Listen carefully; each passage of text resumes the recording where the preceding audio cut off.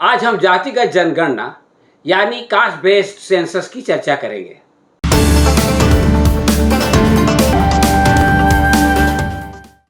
दोस्तों, कौन सोच सकता था कि मोदी जी का अमृतकाल आरएसएस का अंतकाल बन जाएगा और चाणक्य की धरती से चाणक्य नीति का तोड़ निकल आएगा।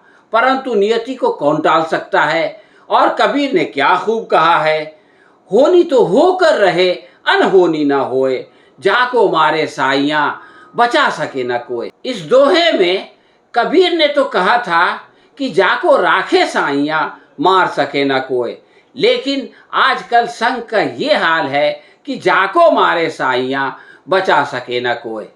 तो दोस्तों, आप जो है वो सारा कुछ अनुकूल है आरएसएस के लिए, इसके बावजूद बाजी उलट गई है। बिहार सरकार ने गांधी जयंती के दिन जातीय जनगणना के आंकड़े जारी कर दिए और ऐसा करने वाला पहला राज्य बन गया। भारतीय राजनीति पर इसके दूरगामी असरात पड़ेंगे, क्योंकि इससे पहले मंडल के मुकाबले में कमंडल की लड़ाई के अंदर कांग्रेस निष्पक्ष रहने का प्रयत्न करती थी और इसका फायदा भाजपा को हो जाता था, इसलिए कि कांग्रेस को भी अपने हाथ में छोटा कमंडल लेना पड़ता था।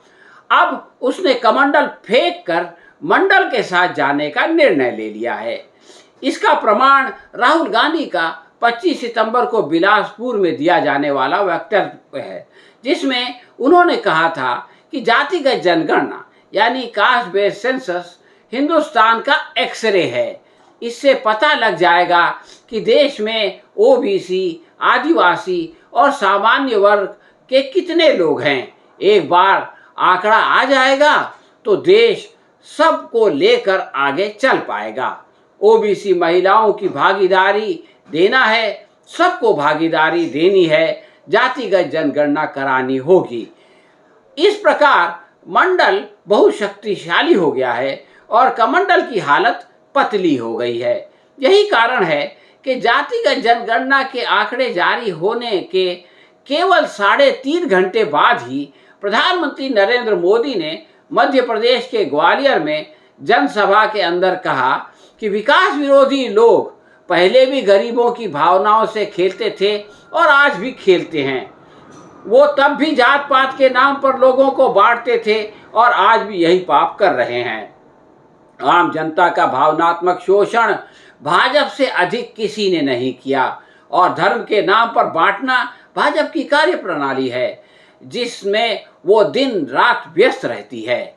बिहार की जातिगत जनगणना के अनुसार राज्य में अत्यंत बिछड़ा वर्ग 36% है, अन्य बिछड़ा वर्ग यानी ओबीसी 27% है और इसमें 14.26% यादव हैं। ब्राह्मण केवल 3.6% हैं और राजपूत उनसे भी कम 3.45%। कायस्थों की संख्या तो केवल 0.6% है। जनगणना के आंकड़े जारी हुए तो जो है वो भाजपा में भूचाल आ गया। 80 के दशक में जातियों की आधारित पर कई क्षेत्रीय पार्टियों ने सरकारी शिक्षण संस्थानों और नौकरियों में आरक्षण को लेकर अभियान चलाया।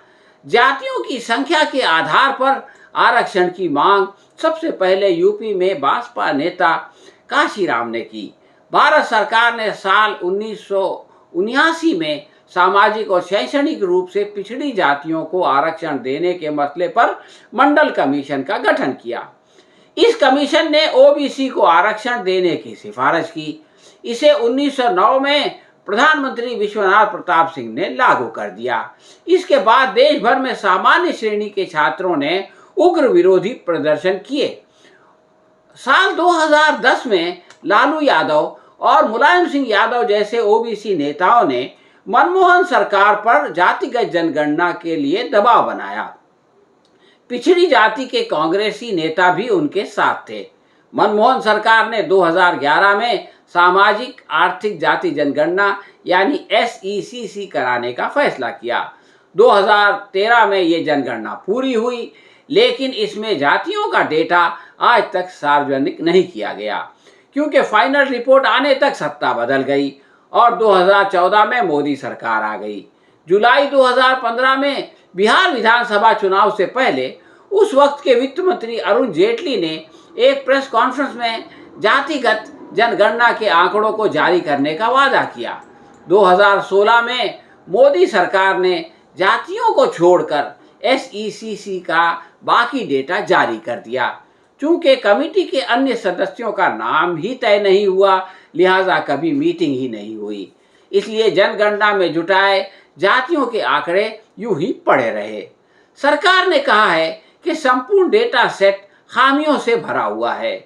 इस वजह से रिजर्वेशन और पॉलिसी डिसीजन में इस डेटा का उपयोग नहीं किया जा सकता। उद्धव सरकार की पिटीशन पर केंद्र सरकार ने अपने एफिडेविट में इसके विरुद्ध 3 प्रमुख तर्क दिए थे। पहला, पॉलिसी डिसीजन में अदालत को दखल नहीं देना चाहिए। दूसरा, जाति आधारित जनगणना कराना व्यावहारिक नहीं है। तीसरा, प्रशासनिक नजरिए से ये करना बेहद मुश्किल है। जातिगत जनगणना से मोदी सरकार बचती है क्योंकि मंडल कमीशन के बाद की राजनीति में क्षेत्रीय दल उभरे, खासकर बिहार में और उत्तर प्रदेश में आरजेडी, जेडीयू और सपा ने ओबीसी वोटरों को आकर्षित किया। पिछले कुछ चुनावों में ओबीसी वोटरों ने बीजेपी की तरफ अपना कदम बढ़ाया है। बीजेपी उत्तर भारत के अनेक राज्यों में प्रभावी ओबीसी की तुलना में निचले ओबीसी को लुभाने में सफल रही है। इसलिए बीजेपी ने भले ही ओबीसी पर अपनी पहुंच बनाकर चुनावी लाभ तो ले लिया, लेकिन उनके बीच उसका समर्थन इतना मजबूत नहीं हुआ जितना कि उच्च वर्ग और उच्च जातियों के बीच है। बीजेपी को इस तरह की जनगणना से डर ये है कि इससे अगड़ी जातियों के उसके वोटर नाराज होकर जो है वो दूर चले जाएंगे। इसके अलावा बीजेपी का जो ये परंपरागत हिंदू वोट बैंक का मामला है, ये भी जो है वो बिखर सकता है। 2009 में आम चुनाव के अंदर बीजेपी को 22% ओबीसी वोट मिले थे, जो 10 साल में दुगुना हो गए हैं। पिछले लोकसभा चुनाव में बीजेपी को 44% ओबीसी वोट मिले थे। वहीं क्षेत्रीय पार्टियों का हिस्सा 2009 में 42% था, जो घटकर 27 पर आ गया। कांग्रेस और बीजेपी जैसी मुख्य राजनीतिक दलों की एक दुविधा ये है कि वो पिछड़े अल्पसंख्यकों और वंचित समाज के वोट तो चाहते हैं, लेकिन उनके साथ अगड़ों के समर्थन को भी गंवाना नहीं चाहते। इसी वजह से बीजेपी इससे बचना चाहती है। विपक्ष सामाजिक न्याय के नाम पर साल 2024 के चुनाव में जातिगत जनगणना का मुद्दा उठाकर बीजेपी पर दबाव बनाने और पिछड़े वोट को अपने पक्ष में करने की कोशिश कर रहा है। कांग्रेस और विपक्ष का आकलन है कि पिछड़े वर्ग का 4 से 5% मतदाता भी अगर शिफ्ट हो जाए तो बड़ा उलटफेर हो सकता है। कांग्रेस जाति को सम्मान के भाव में नहीं देखती थी। उसको लगता था कि जाति से समाज जुड़ता नहीं, बिखरता है। 2008 से 2010 के बीच जब महिला आरक्षण का बिल आया था तो कांग्रेस इसके समर्थन में थी, लेकिन इसमें ओबीसी को अलग से आरक्षण देने का विरोध कर रही थी। क्योंकि अब कांग्रेस के एनडीए अलायंस में क्षेत्रीय पार्टियां उसके साथ हैं और ये पार्टियां ओबीसी के आरक्षण को लेकर मुखर हैं, इसलिए कांग्रेस अब राजद, सपा, जेडीयू और डीएमके के स्वर में बोलने लगी है। एनडीए के घटक पक्ष भी यही करने लगे हैं।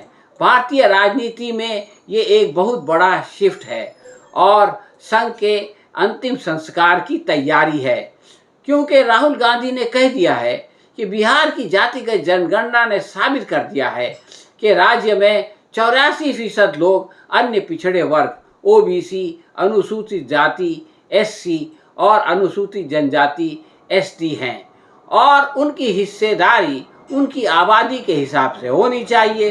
उन्होंने कहा कि केंद्र सरकार में 90 सचिवों में से केवल 3 ओबीसी हैं, जो भारत के बजट का केवल 5% संभालते हैं।